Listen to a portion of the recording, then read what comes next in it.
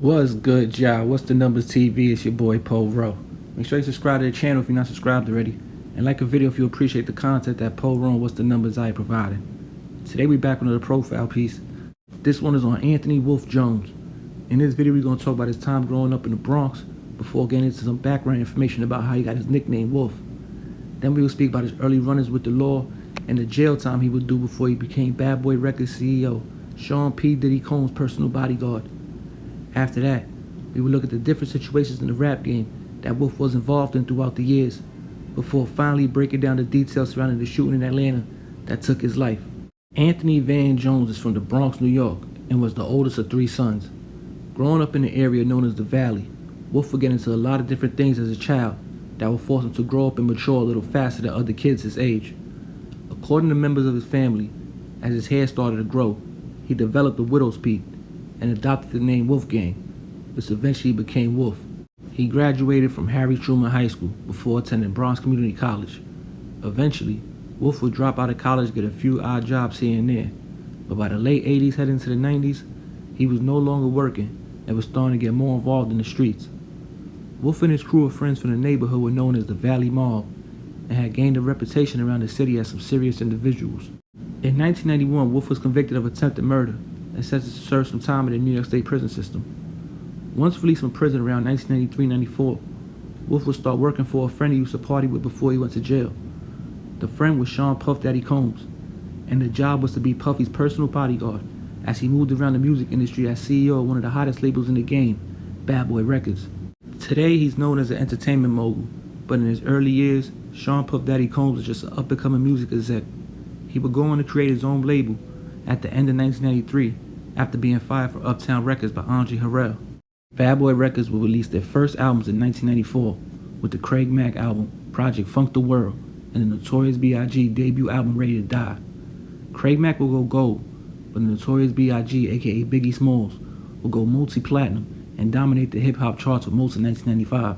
Bad Boy was running the game, and Puff Daddy's star status was getting larger than life. Wolf would be seen everywhere with Puffy, and was known to handle any situation that came their way while they traveled city to city. By the summer of 1995, the East Coast vs. West Coast beef was heating up after the Source Awards, where Suge Knight said a few words that people took as a shot at Puffy and the whole Bad Boy camp. But in September of the same year, the minor issue between record labels turned into a full-out war after Suge Knight's best friend and bodyguard, Jake Robes, was shot and killed leaving a club in Atlanta. Although never charged or convicted, many people pointed the finger at Wolf as being responsible for Jake's murder. Once again, Wolf had allegedly handled another street situation for Puffy, but now the beef between Bad Boy and Death Row was heating up, and both labels would feel the effects of the war soon. Tupac Shakur, who signed with Death Row right around the time that Big Jake got killed, had started to diss Biggie, Puffy, and the rest of Bad Boy Records in his music and interviews. Biggie would take the high road and refrain from dissing Tupac, instead mentioning the fact that the two used to be friends, but behind the scenes little run-ins and skirmishes was happening.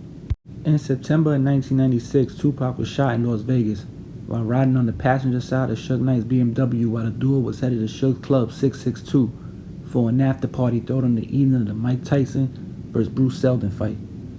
Then 6 days after being shot, Tupac passed away. After the death of Tupac, the East vs. West beef in hip-hop was even crazier, because now one of the biggest artists in the game, Tupac, signed to one of the biggest labels in the game, Death Row, has lost his life behind the so-called rap war.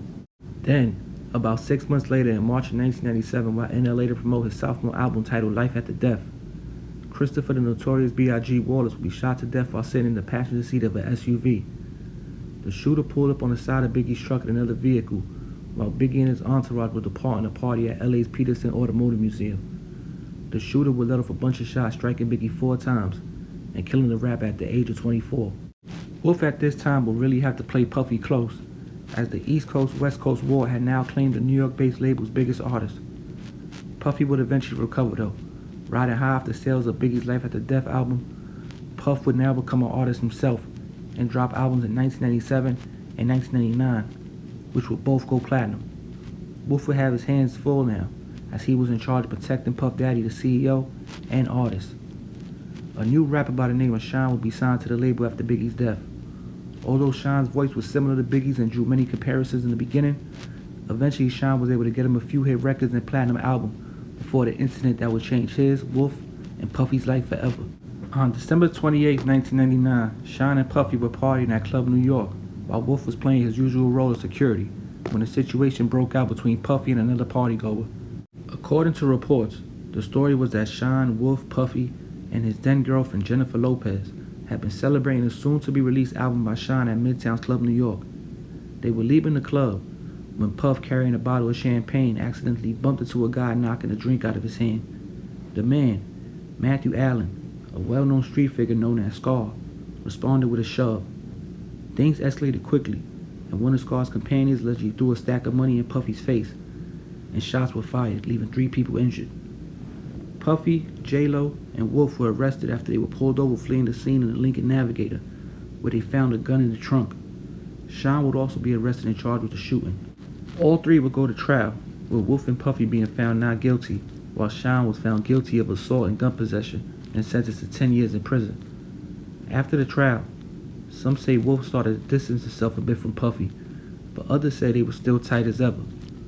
Wolf decided to move to Atlanta, where he would be head of security at Puff's restaurant Justin's, along with doing some freelance security work on the side for some extra money. During his time living in Atlanta, Wolf would find himself in Club Chaos on November 10, 2003. While there, he would run into an ex-girlfriend of his who had come into the club with a group of men, which included Big Meech, the leader of Black Mafia Family, aka BMF. Wolf and the girl would start arguing, when Meech would come over to try and calm things down. From there, Meech and Wolf, who knew each other prior to the night in the club through their relationships with Puffy, would have some type of words with each other before the club owner came over and kicked Wolf out to try to avoid any further problems. Wolf left peacefully, but at some point later in the night got together with his childhood friend, Lamont Riz Gertie, who had not been at the club during the altercation. Riz and Wolf would then end up outside the club sometime before it closed at 4 a.m. when Meech and his crew walked out. Words were exchanged from both sides, and what happened next still isn't exactly known, but when the smoke cleared, Wolf and Riz were dead, and Meech, along with another BMF member who were both shot in the gunfight, were charged with murder. At Wolf's funeral, Puffy will give a speech where he said that he and Wolf had just met in Miami the weekend before the Atlanta shootings. "We had a good time. We watched the fight, had dinner. He was calm, peaceful, and positive," is some of the words used as Puffy remembered their last conversation. But yo, it's What's the Numbers TV. It's a quick profile piece on Anthony Wolf Jones, a friend, a bodyguard, a head of security, a Puff Daddy, Sean Combs. You know what I'm saying? I don't really got to ramble too much at the end of this profile piece because there's not too much info on Wolf online, especially not on YouTube. So this piece right here is definitely adding to a lane that's not filled right at the moment. So this profile piece definitely should be looked at as something that you guys could see who Wolf was, get some knowledge on who he was. And I will leave out with this story though. Allegedly, supposedly another spin on, I told you the story what happened with the girlfriend and all that, but some people say it was a little deeper than that.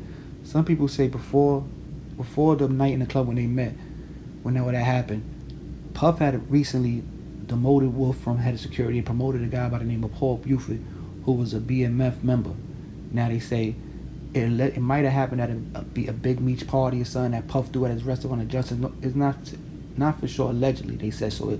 It might have been Wolf might have been feeling away already, and then he sees his ex-girl or his girl, whatever. Some say she was pregnant, some say she wasn't. Alleged again with a BMF member. It wasn't Meech that she was with another member, but Meech tried to go over and calm it down, and that's when all that happened. Now, when they come outside, there's more questions about outside. They say a guy that knew Wolf was the one that shot. Like, it was a big that he put down with BMF. These are certain things that other YouTubers that was in the loop are saying. So I'm just leaving you out with that story. It might have been deeper than him just seeing his girl. He might have already been feeling the way about getting demoted, and the guy Paul Buford being with BMF, getting promoted to being the head of security with Puff Daddy and all that Bad Boy Records. And we all know that Puff and Bad Boy, Puff and Meech and them definitely got a relationship. They got pictures. They used to party out of the country and all that. Wolf and Meech had a relationship. That's why when Meech went over, I guess he didn't think it was gonna be an issue. They was just had pictures together. Supposedly, they was at a barbecue in New York and all that, on his block and Wolf block, and they was all out there BMF. It was supposed to be all love. And when he walked up to him, that's what he thought it was, but it went left. Now, like I said, man, this is a quick profile piece also. So like I said, we ain't gonna ramble too much on Wolf. This is a quick profile piece on Anthony Wolf Jones. Hit that like button, subscribe to the channel. Now, before we go, we're gonna touch on this. I know a lot of y'all love the profile pieces. Y'all like, yo, where the profile pieces at? Listen, I gave you about 150 profile pieces. Go watch the old ones if you ain't watching more. Go run the numbers up. And I'm coming with more profile pieces. I got 3 dropping within the next 10 to 15 days. But also, I'm doing other things on this channel. We're trying to grow this channel. So either respect it or just fall back and chill and watch when the profile pieces come out. But just respect the growth of the channel, man. Like I said, it's What's the Numbers TV. It's your boy Paul Rowe. Go sign up for the members only. Shout out to all the new members that have been signing up. And also go follow the Instagram. We back before you know it. We out of here. Peace.